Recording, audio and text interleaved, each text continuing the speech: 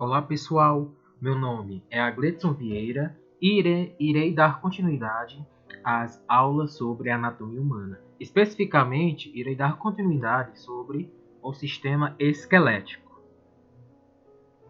Essa aula sobre sistema esquelético está dividido em 5 partes, sendo a primeira a introdução ao sistema esquelético, a segunda falando sobre o crânio, todas as suas estruturas, superfícies, acidentes ósseos, da mesma forma na parte 3 sobre a coluna, na parte 4 sobre o tórax, na parte 5 sobre os membros superiores e inferiores, sendo que da parte 2 à parte 5 irá ser destrinchado sobre as partes e os acidentes ósseos de cada estrutura óssea.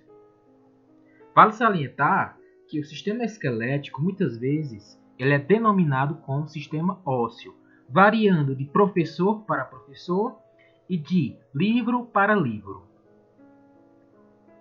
Nessa aula de hoje, que é a parte 1 do sistema esquelético, vamos abordar sobre a introdução ao sistema esquelético.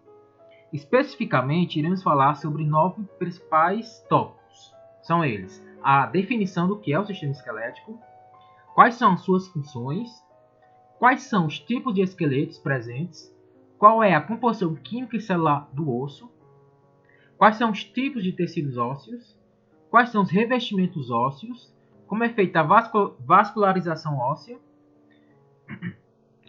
como é feita a classificação óssea e, por fim, como é feita a divisão do esqueleto. O sistema esquelético ele pode ser definido como um conjunto de peças rígidas, ou seja, um conjunto de peças sólidas, nas quais variam de número, coloração ou forma, sendo que sua origem, estrutura e função são bastante semelhantes e, em conjunto, todas essas peças elas vão formar o esqueleto, que está representado aqui nessa figura 1, o esqueleto de um adulto. E quais são as funções do sistema esquelético? Por que esse esqueleto ele é importante existir? Bem, ele é importante porque ele fornece ao corpo proteção para alguns órgãos, como, por exemplo, o pulmão, o coração, alguns órgãos do sistema nervoso central. Ele também dá sustentação e arcabouço ao corpo, ou seja, ele molda a sua forma corporal. Ele também é um local de armazenamento de íons, como cálcio, fósforo, potássio, dentre outros íons que estão na forma de sais.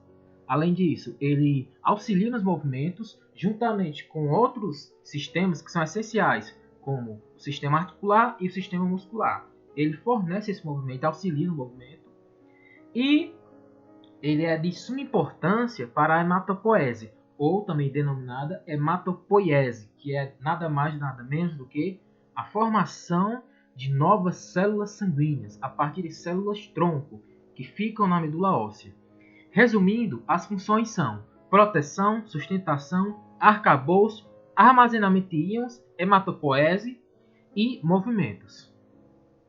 Na figura 2 está representada em qual um dos ossos em que ocorre a hematopoese, que no caso aqui está representado o fêmur, que na sua medula óssea, especificamente no seu tecido esponjoso, encontram-se células-mãe ou célula-tronco que desdobram-se em células da linhagem mileoide e células da linhagem linfóide. A da linhagem linfóide, como o próprio nome diz, vai formar linfócitos, enquanto que a linhagem mieloide vai formar hemácias, que são também denominadas eritrócitos, plaquetas, neutrófilos, eosinófilos e basófilos. Ou seja, vão formar justamente as principais células do tecido sanguíneo. Já aqui na figura 3 está representados os principais ossos onde ocorre essa hematopoese. Não são os únicos, mas são os principais, como o húmero, o fêmur, o osso da bacia, o osso do quadril, o externo, a tíbia, entre outros. E afinal de contas, quais são os tipos de esqueletos? São divididos em 2 principais tipos, os articulados e os não articulados, ou desarticulados. Sendo que os articulados se subdividem em natural, artificial e misto. O esqueleto articulado natural ele é esse que está representado na figura 4. certo? É um esqueleto que desde a sua origem não teve nenhum acréscimo na sua composição de elementos externos, como metais, né, metais artificiais, nem algo do tipo. Já o artificial, ele é todo metálico, certo? Não, ele foi criado artificialmente, né? Por isso que o nome é artificial. Já o misto é quando um esqueleto natural ele recebe algum sustento, algum auxílio, né, de uma peça metálica externa, feita fora do desenvolvimento do corpo, né, como no caso da figura 6, está representando uma coluna sendo sustentada por parafusos metálicos. E o esqueleto desarticulado nada mais é do que as peças, os ossos isolados, sem articulações unindo-os.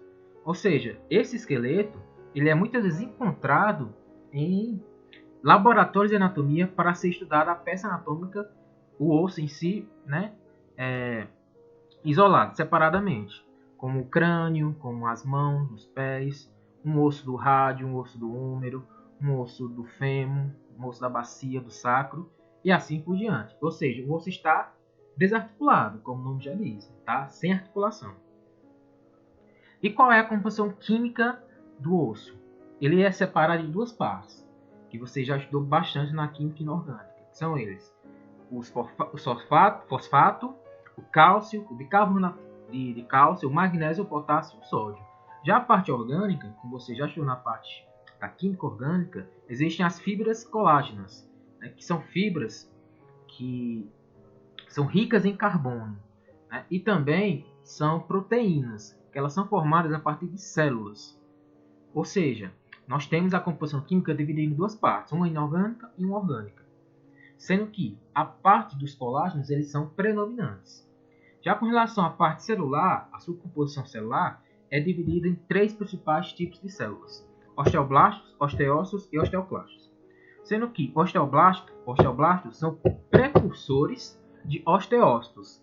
Já osteoclastos, eles são polinucleares, ou seja, têm mais de um núcleo, e também têm uma função bastante importante na densidade da matriz óssea, porque eles têm a capacidade de reabsorver a matriz óssea, com isso diminuindo o seu peso, né? Já o osteócito ele é o componente majoritário do tecido ósseo, porque ele compõe tanto o tecido compacto, como veremos à frente, quanto o tecido esponjoso.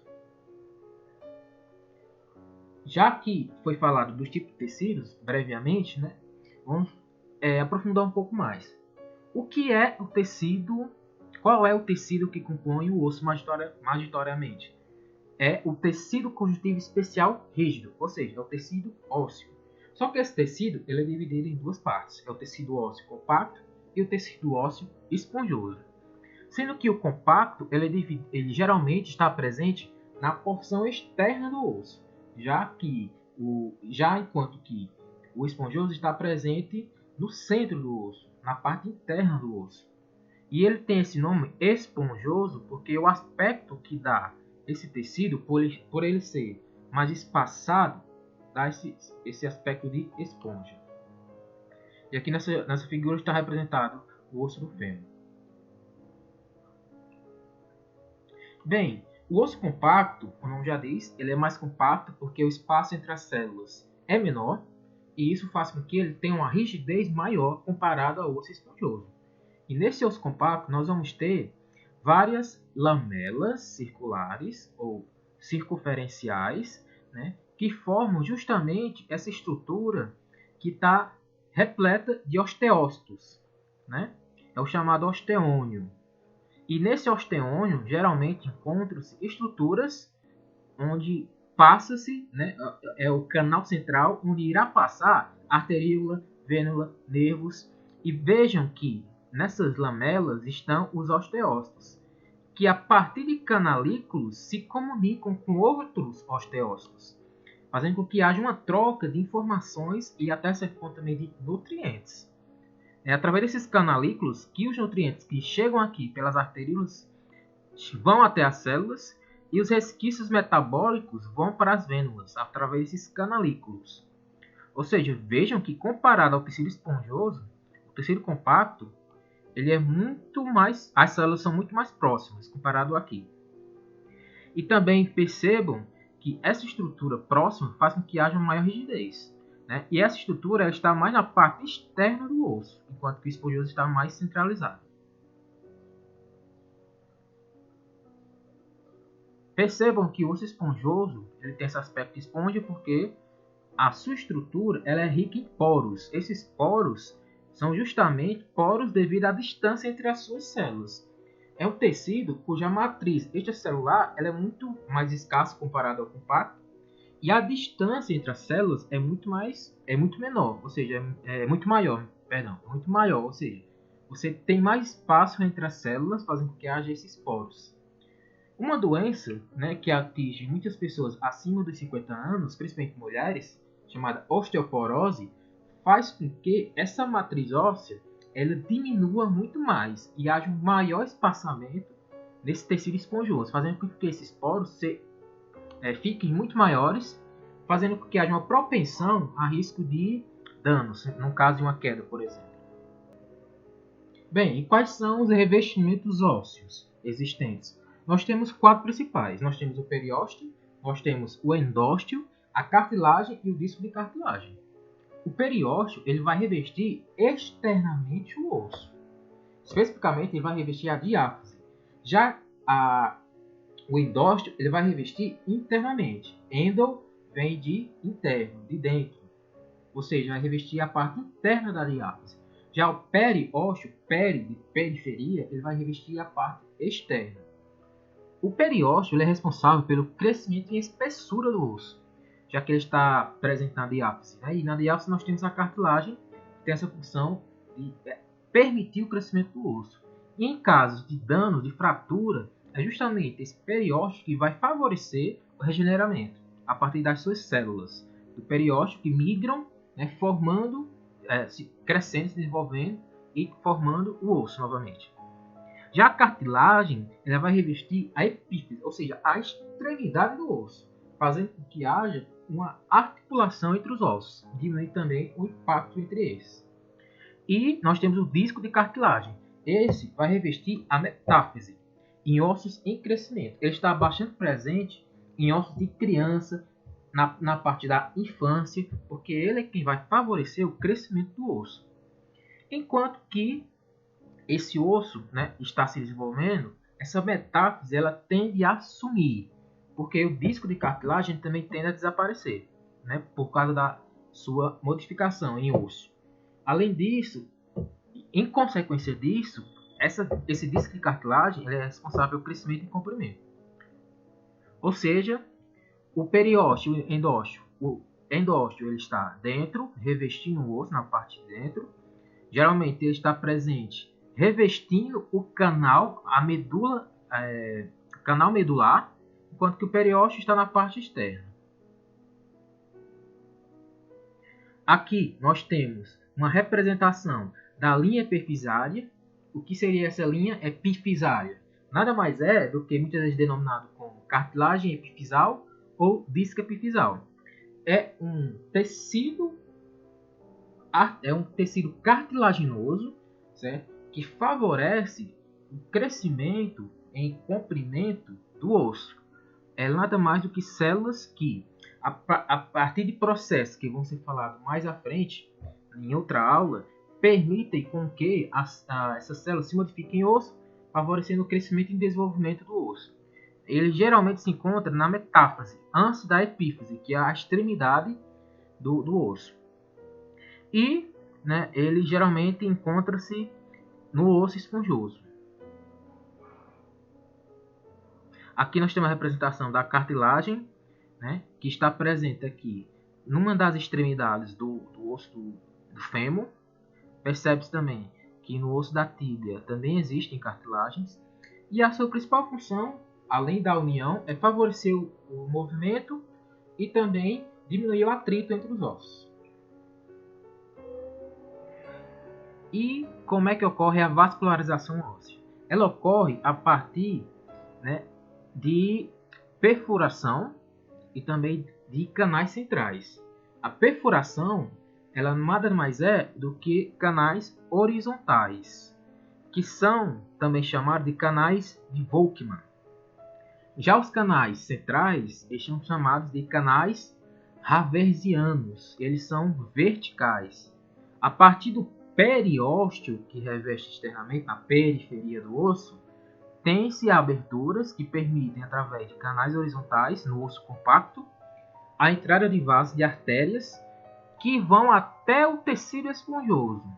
Só que esses canais, eles são também verticais, ou seja, ele vai ao longo do comprimento do osso até sua porção superior, sua porção inferior, nutrir todas essas células que compõem o tecido ósseo, né? Porque são células, necessitam de nutrientes. E para isso necessita-se de artérias que as nutram.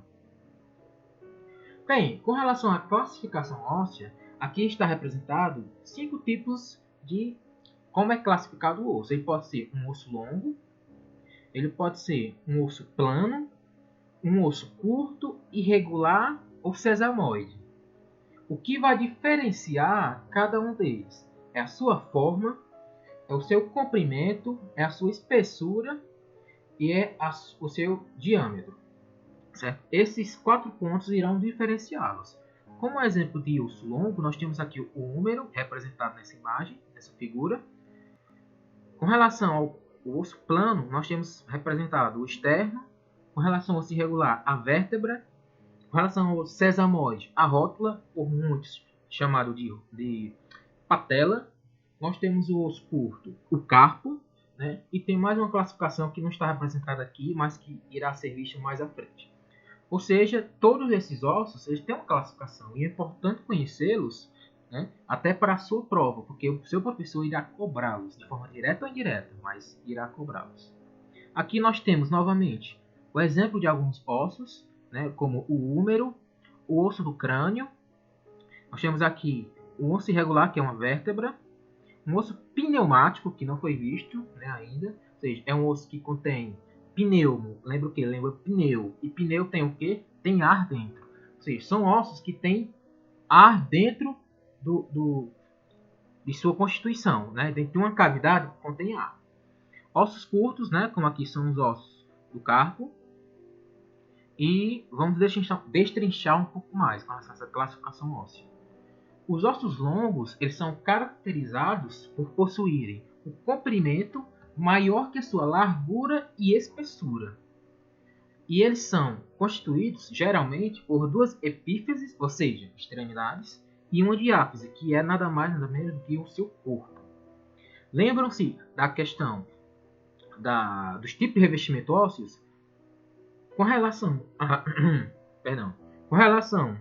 ao endósteo, ele vai estar dentro da diáfise, e o periósteo ele vai estar externamente à diáfise, ou seja, vai estar externamente ao corpo.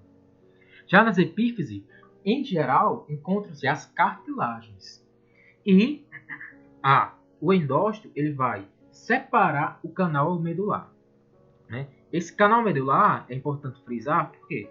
Porque ele é uma das estruturas que o diferenciam de outro tipo de osso, de classificação óssea. Então, fixem com relação ao canal medular. Nos ossos de crianças e jovens adultos é comum encontrar também uma linha cartilaginosa entre a epífise e a diáfise, chamada de linha epifisária, disco epifisal ou cartilagem epifisal. Foi aquilo que eu mostrei anteriormente, ou seja, é uma linha que é de suma importância para justamente tornar esse osso longo, porque essa linha essa cartilagem irá se desenvolver, irá se dividir, crescer, se desenvolver e formar o tecido ósseo, fazendo com que haja um aumento do comprimento. E como exemplos, nós temos o osso do fêmur, o osso do húmero e o osso da tíbia. Bem, aqui nós temos a representação de um osso longo, a partir de cortes, né, onde percebe-se que o osso longo ele é caracterizado por conter uma cavidade medular, ou um canal medular. Certo? Esse canal medular ele vai estar na sua diáfise, né? E é justamente nesse canal medular que se encontra a medula amarela. Já na extremidade, né, na epífise, encontra-se a medula vermelha. O que diferencia uma da outra é que na medula vermelha irá ser formada, irá ocorrer a hematopoiese, como foi falado anteriormente. Já na medula amarela, só irá ter, né, células fibroblásticas, que é um tipo de célula que compõe o tecido conjuntivo, e adipócitos, que nada mais são do que células do tecido gorduroso, digamos assim, do tecido adiposo. Bem, aqui nós temos uma representação de um osso longo, qual é a forma dele. Ele tem duas epífises, uma diáfise e geralmente possui um disco epifisário, uma cartilagem epifisária, separando. Muitas vezes, justamente devido à perda desse disco epifisário, sobram uma estrutura, o resquício do disco da cartilagem epifisária. Já o osso alongado, não confundam o osso alongado com o osso longo, ele tem características semelhantes ao osso longo. Só que tem um detalhe, ele não possui canal medular.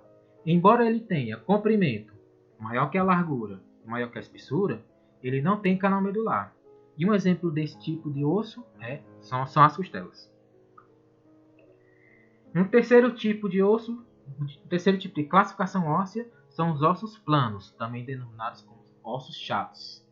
Eles possuem comprimento e largura maiores que sua espessura, né? E um exemplo desse tipo de osso são o osso do quadril e o osso escápula.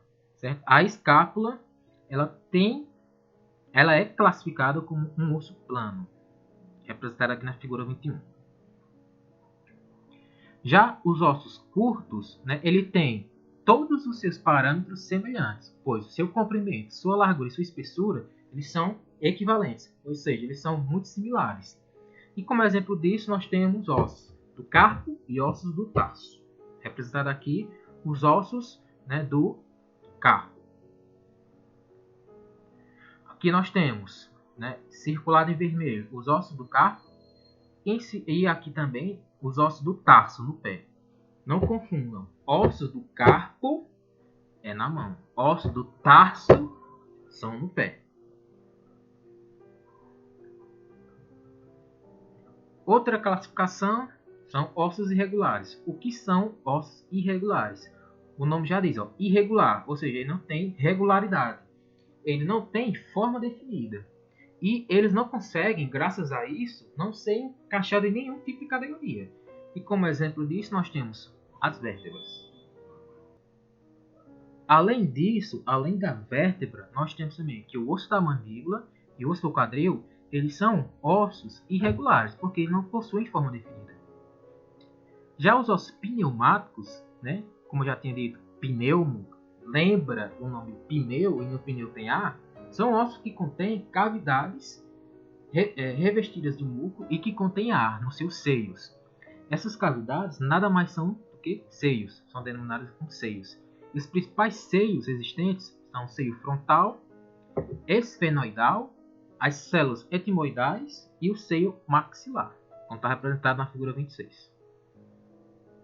Aqui, né, pode ser uma possível questão de prova, quais são os ossos pneumáticos.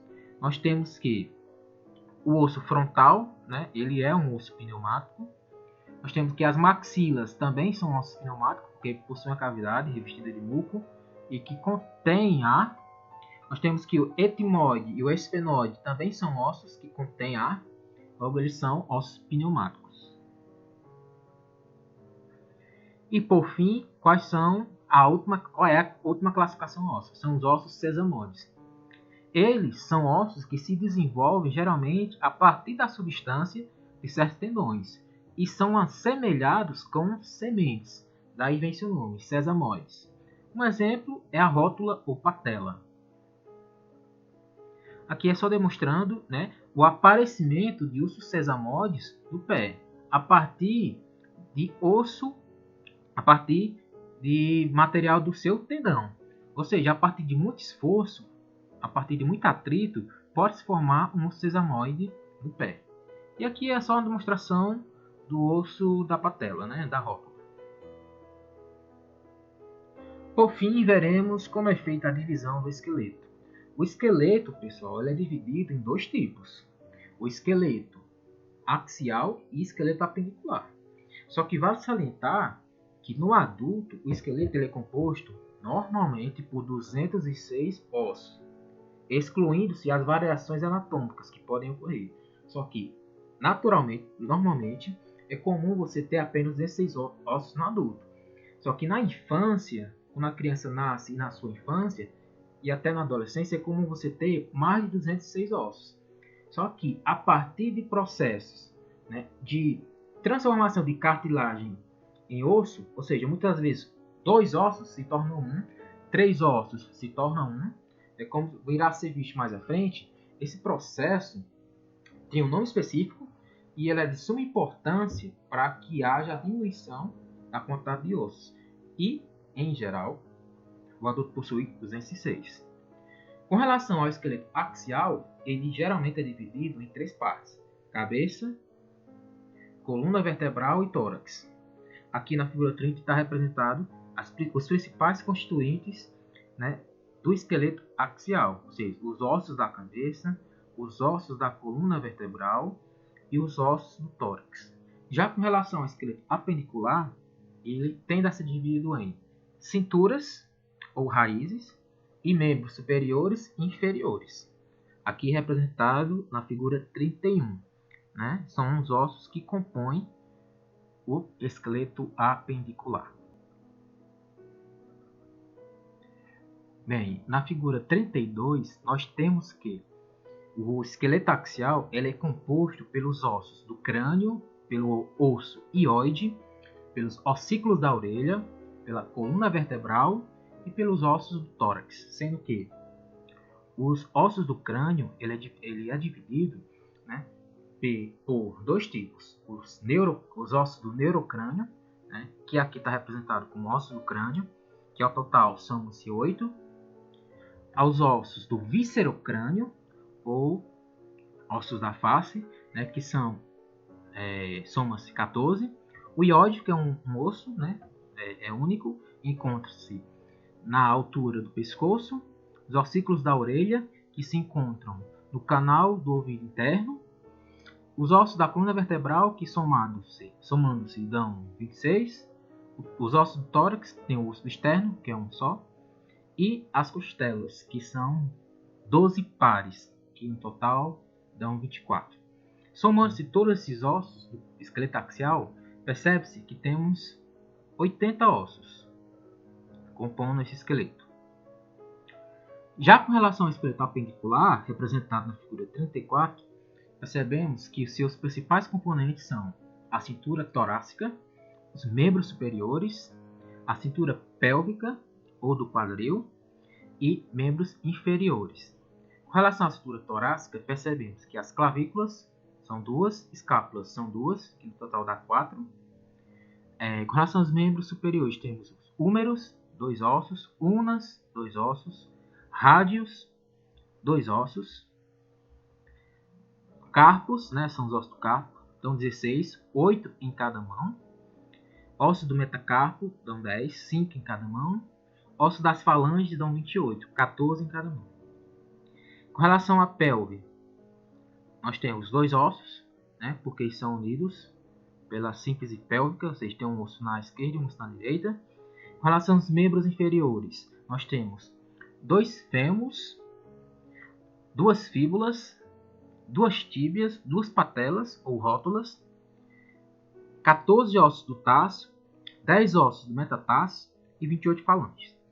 No total, percebemos que temos 126 ossos. Quando somamos 126 mais 80, chegamos à conclusão que no humano adulto tem-se 206 ossos.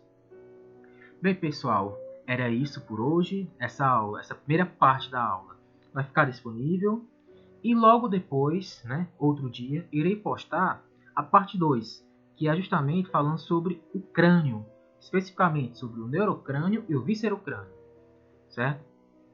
Eu gostaria de agradecer a presença de vocês. Se possível, se inscrevam no canal, né?